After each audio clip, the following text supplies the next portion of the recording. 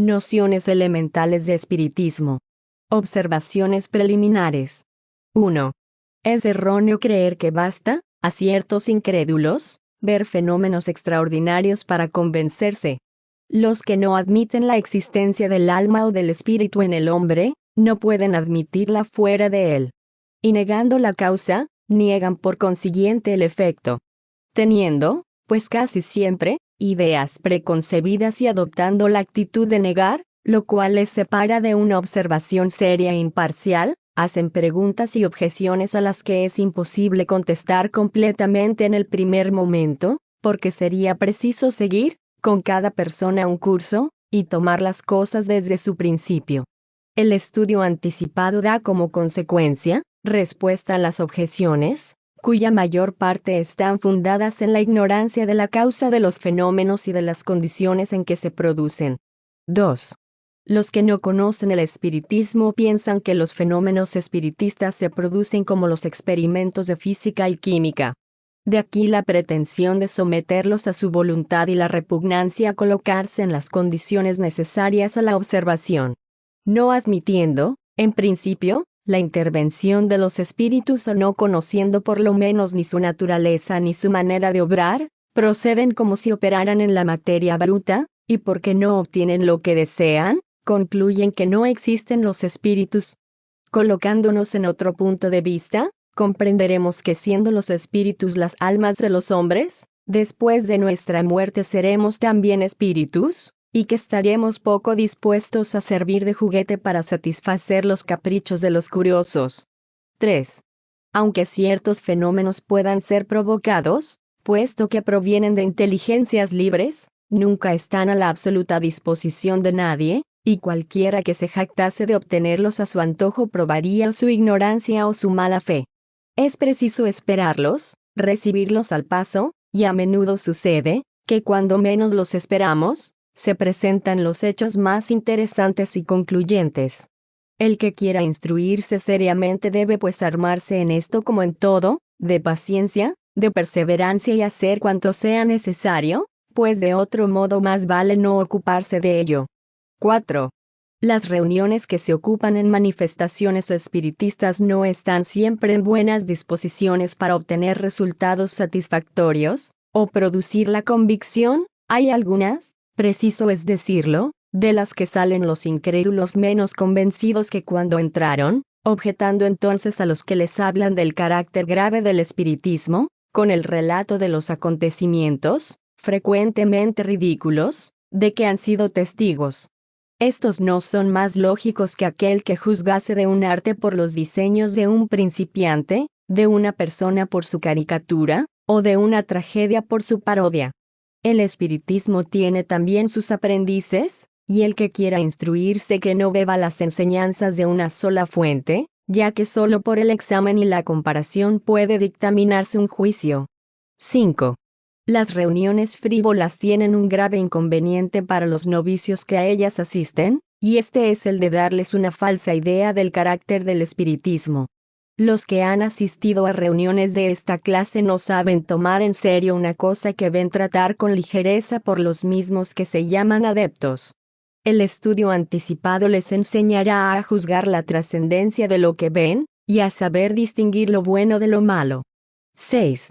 El mismo razonamiento es aplicable a los que juzgan al espiritismo por ciertas obras excéntricas que solo pueden dar una idea incompleta y ridícula. Tan responsable es el espiritismo serio de las faltas de los que lo comprenden mal o lo practican erróneamente, como la poesía de los malos poetas. Es sensible, dicen, que dichas obras existan, porque son nocivas a la verdadera ciencia. Indudablemente sería preferible que solo las hubiese buenas, pero la mayor parte de la culpa recae sobre los que no se ocupan de analizarlo todo. También todas las artes, todas las ciencias, se encuentran en el mismo caso. No se ha escrito acerca de las cuestiones más serias tratados absurdos y plagados de errores. ¿Por qué habría de ser el espiritismo el privilegiado, sobre todo en su principio? Si los que lo critican no lo juzgaran por las apariencias, conocerían lo que él rechaza, y no le achacarían lo que él repudia en nombre de la razón y de la experiencia. De los espíritus. 7. Los espíritus no son como se cree, vulgarmente, de creación distinta. Son las almas de los que han vivido en la tierra o en otros mundos despojados de su envoltura corporal. El que admite la existencia del alma superviviente al cuerpo, admite por lo tanto la de los espíritus. Negar a estos equivale a negar a aquella. 8. Vulgarmente nos formamos una idea falsa de los espíritus. No son estos, como creen algunos, seres vagos e indefinidos, ni llamas como las de los fuegos fatuos, ni fantasmas como las de los cuentos de aparecidos. Son seres semejantes a nosotros, que como nosotros, tienen un cuerpo, pero fluídico e invisible en estado normal. 9. Mientras el alma está unida al cuerpo durante la vida, tiene una doble envoltura, pesada, grosera y destructible la una, el cuerpo. La otra fluídica, ligera e indestructible, el periespíritu. 10. Tres cosas esenciales se cuentan en el hombre. Primera. El alma o espíritu, principio inteligente en quien residen el pensamiento, la voluntad y el sentido moral. Segunda. El cuerpo, envoltura material, que pone al espíritu en relación con el mundo exterior. Tercera. El periespíritu, envoltura ligera e imponderable y que sirve de lazo intermediario entre el espíritu y el cuerpo. 11. Cuando la envoltura exterior está gastada y no puede ya funcionar, fallece, y el espíritu se despoja de ella, como el fruto se despoja de la cáscara, el árbol de la corteza, la serpiente de la piel, y para decirlo de una vez, como abandonamos un vestido inservible, esto es a lo que llamamos muerte. 12.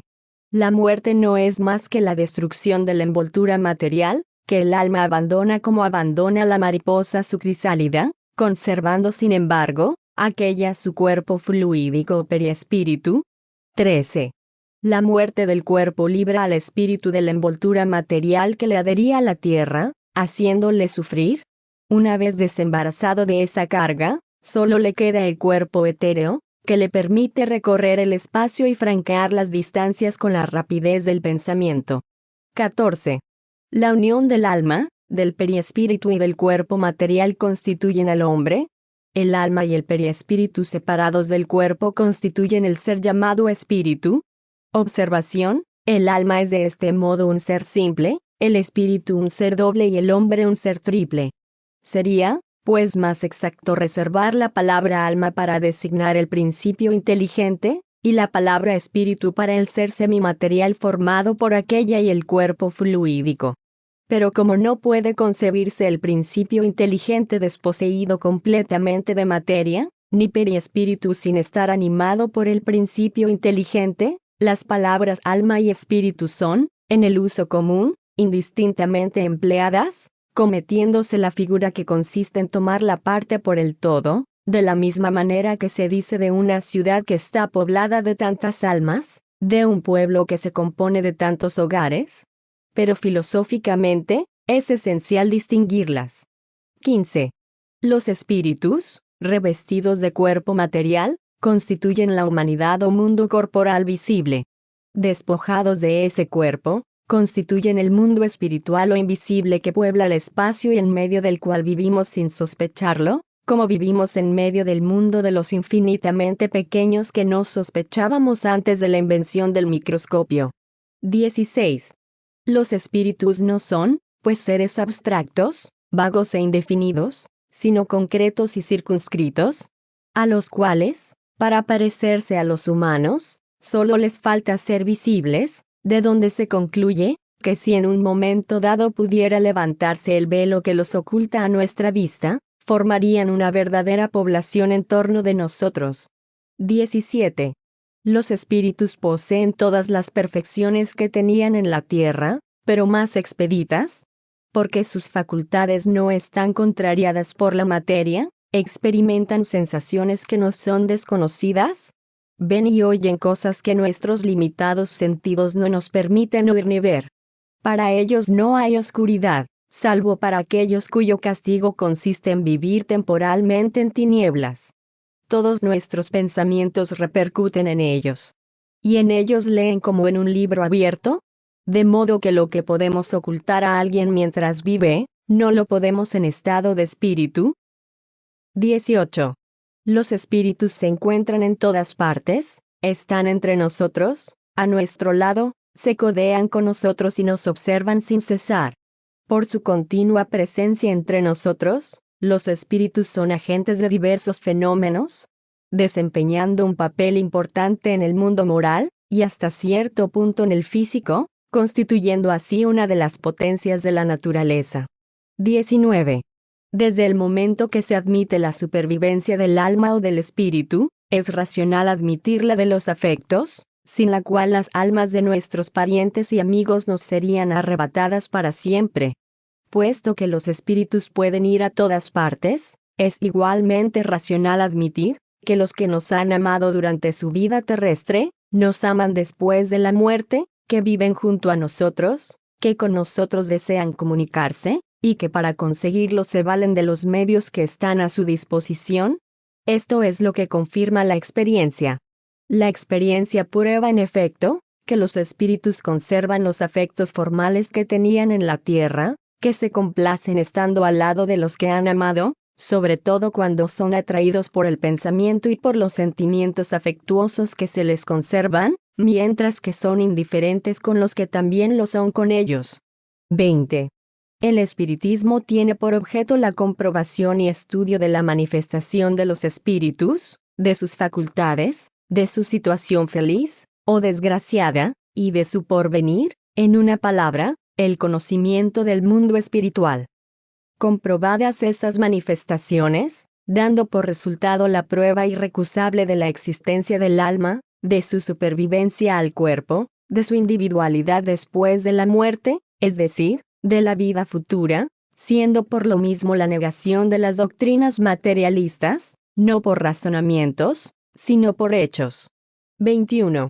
Idea bastante generalizada entre las personas que no conocen el espiritismo es la de creer que los espíritus, por el mero hecho de estar despojados de la materia, deben saberlo todo y poseer la suprema sabiduría.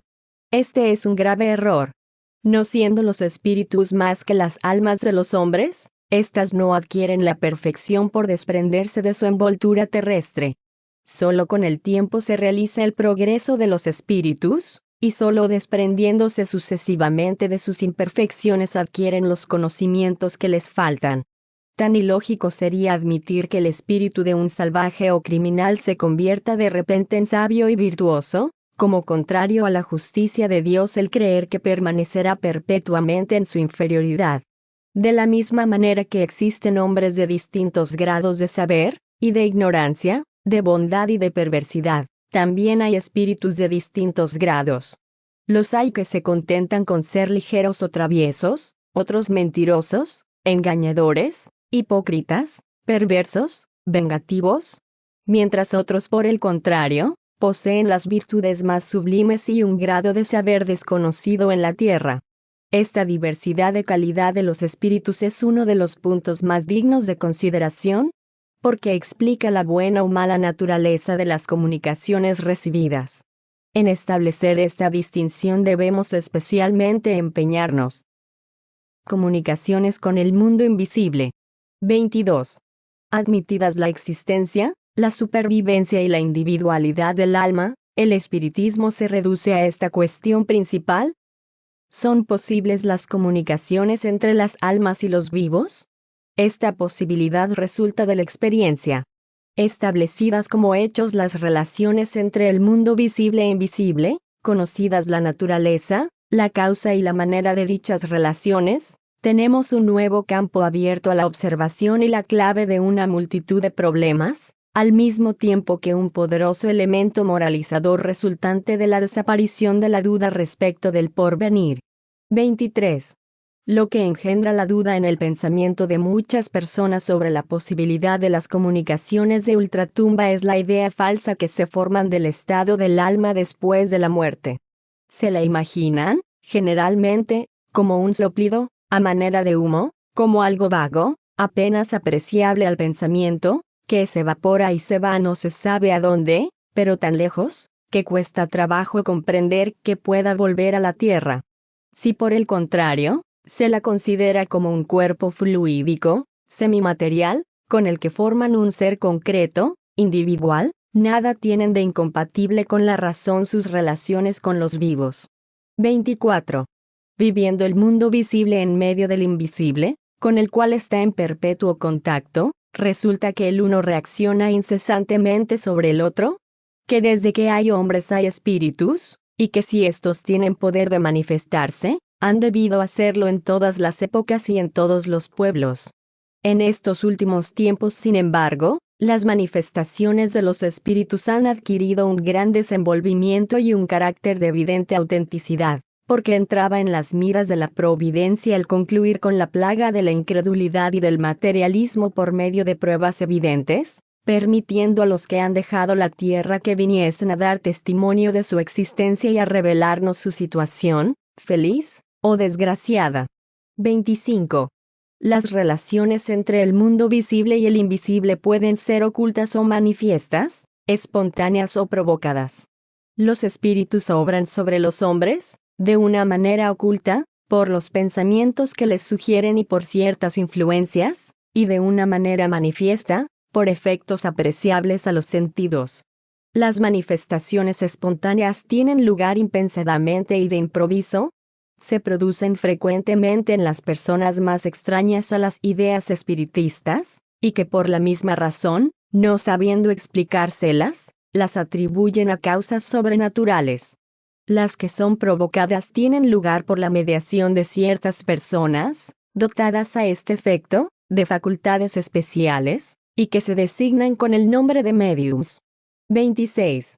Los espíritus pueden manifestarse de muy diferentes maneras, por la vista, por la audición, por el tacto, por ruidos, por el movimiento de los cuerpos, por la escritura, por el dibujo, por la música, etc. 27. Los espíritus se manifiestan a veces espontáneamente, por ruidos y dando golpes. Para ellos estos son a menudo medios de atestiguar su presencia y llamar la atención, absolutamente como una persona hace ruido para avisarnos de su llegada. Existen espíritus que no se limitan a ruidos moderados, sino que llegan a producir un estrépito semejante al de la vajilla cuando se rompe, al de las puertas que golpean, o al de los muebles que derribamos. Algunos causan hasta una perturbación real y verdaderos descalabros. 28. Aunque invisible para nosotros en estado normal, el periespíritu no es una materia etérea.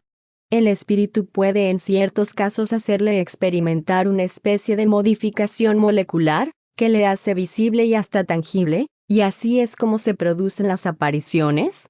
Este fenómeno no es más extraordinario que el del vapor, que es invisible cuando está muy rarificado, y que se hace visible cuando está condensado.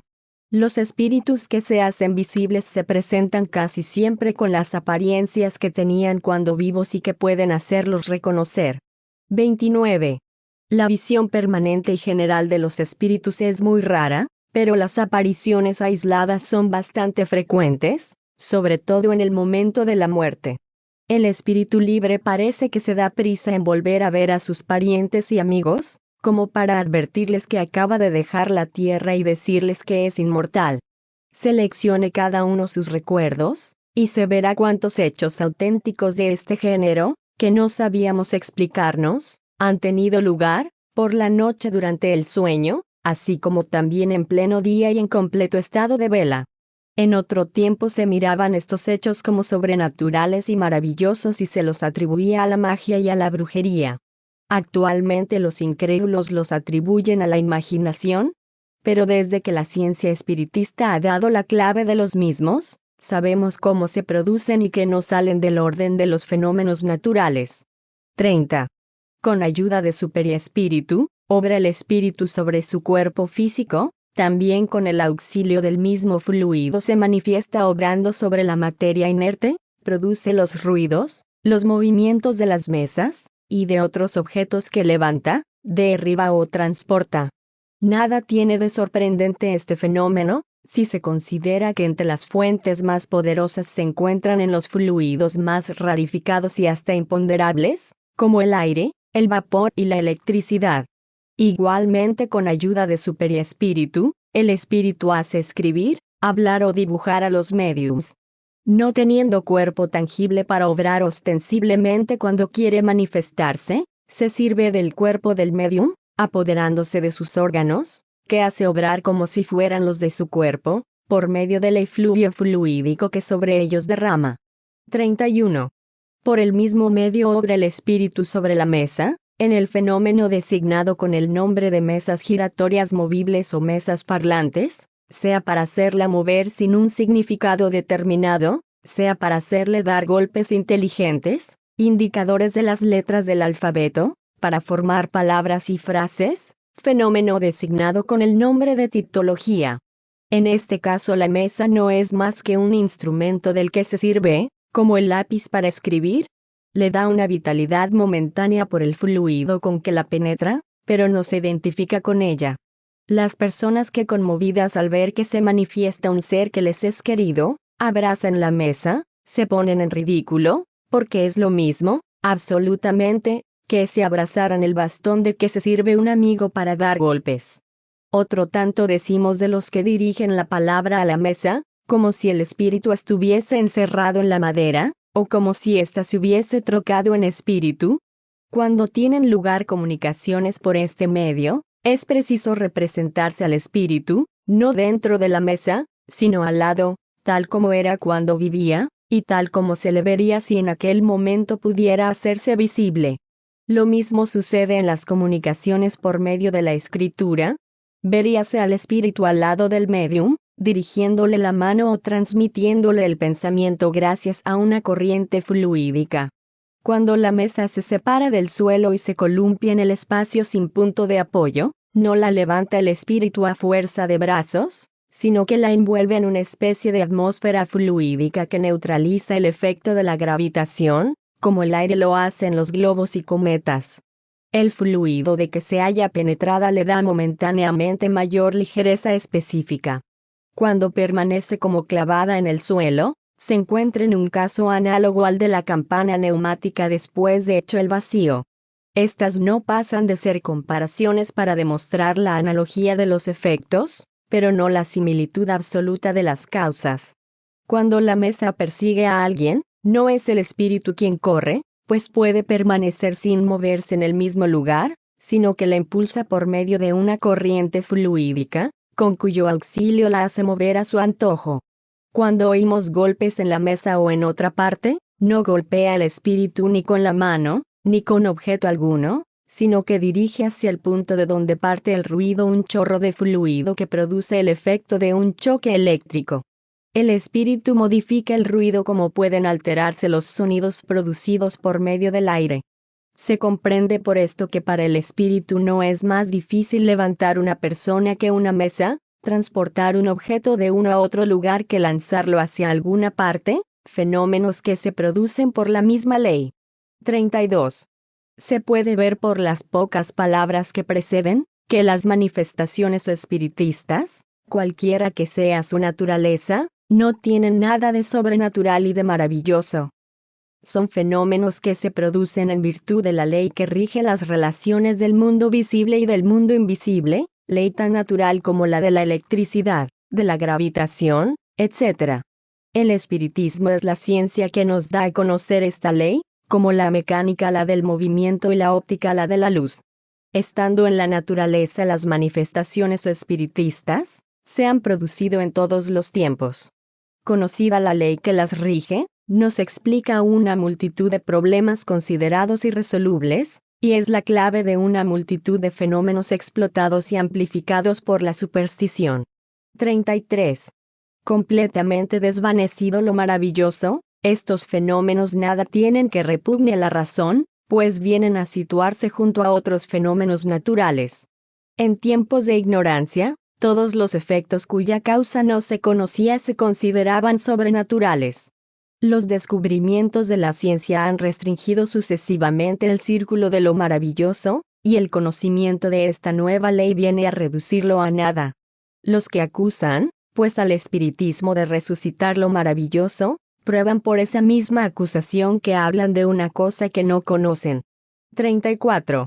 Las manifestaciones de los espíritus son de dos naturalezas, efectos físicos y comunicaciones inteligentes.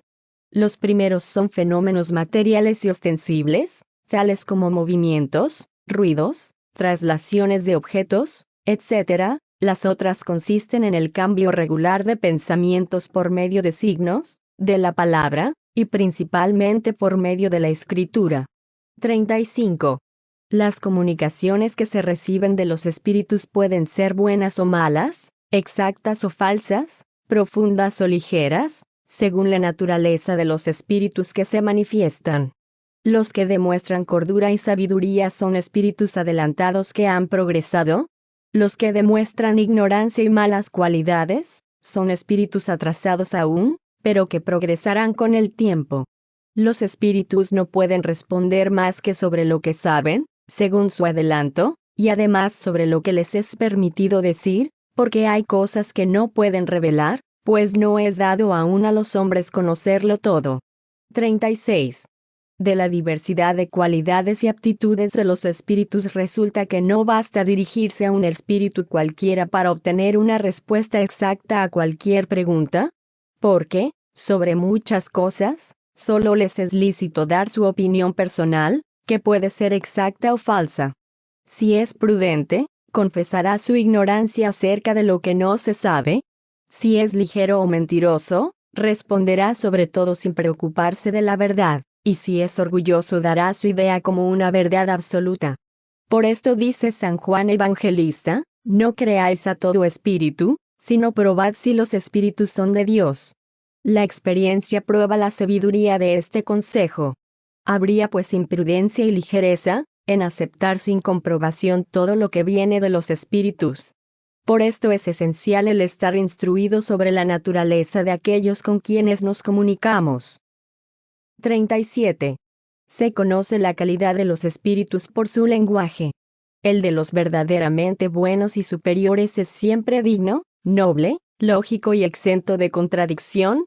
Respira sabiduría, benevolencia, modestia y la más pura moral, es conciso y no tiene palabras inútiles.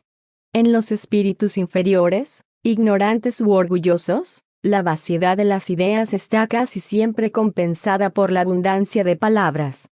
Todo pensamiento evidentemente falso, toda máxima contraria a la sana moral, todo consejo ridículo, toda expresión grosera, trivial o simplemente frívola, toda señal, en fin, de malevolencia, de presunción o de arrogancia, son signos incontestables de la inferioridad del espíritu. 38. Los espíritus inferiores son más o menos ignorantes. Su horizonte moral es limitado, su perspicacia restringida. A menudo no tienen más que una idea falsa e incompleta de las cosas.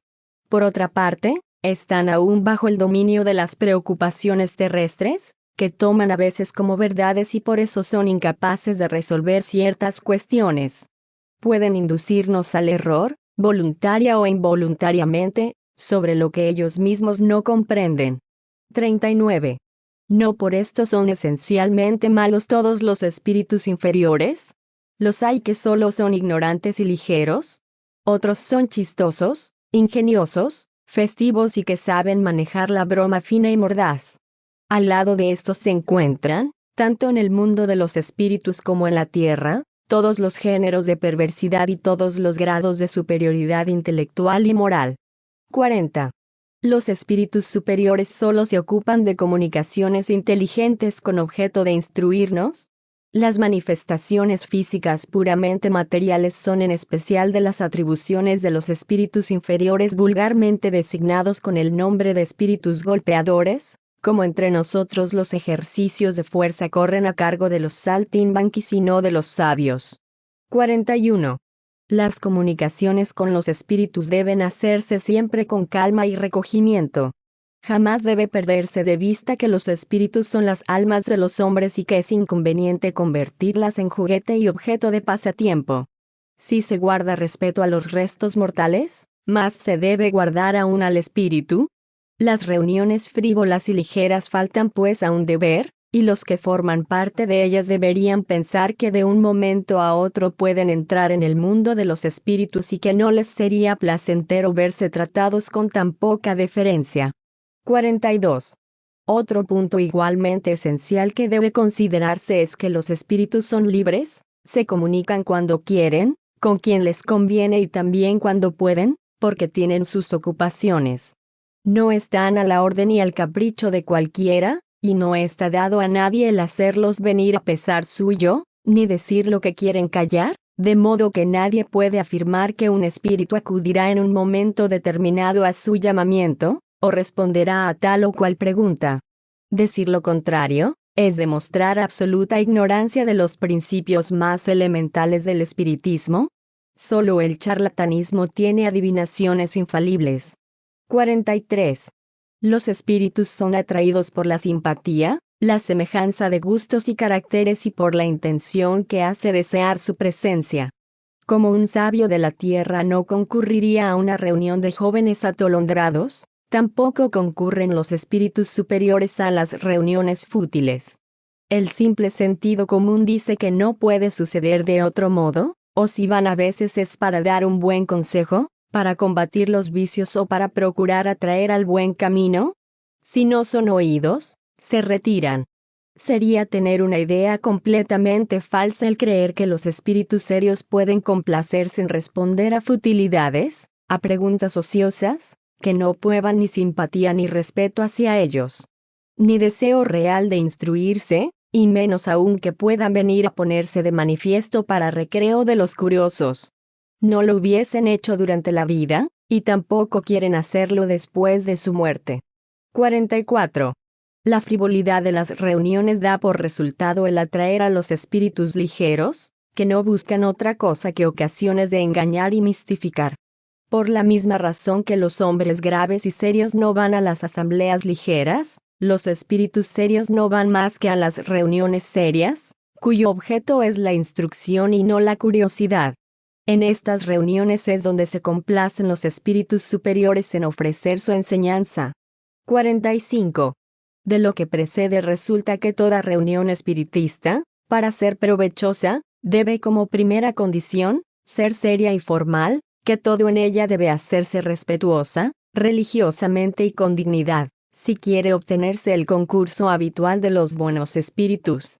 No debe olvidarse que si esos mismos espíritus se hubiesen presentado allí durante su vida, se hubieran tenido con ellos miramientos a que tienen más derecho después de su muerte.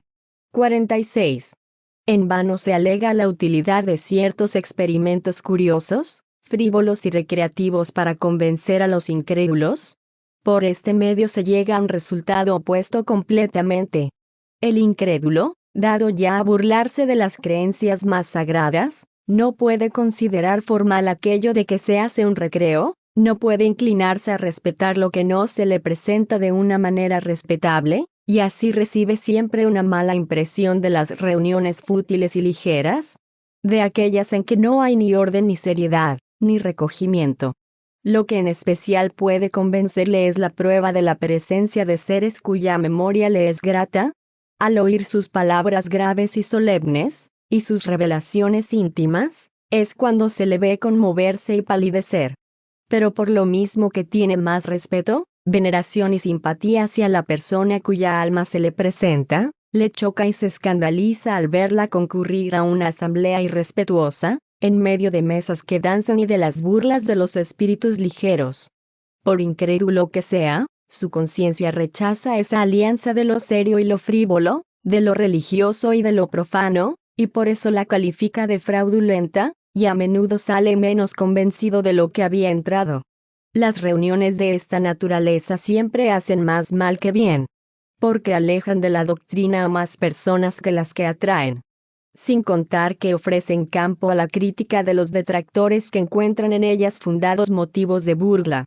47. Sin razón se convierten en juguete las manifestaciones físicas.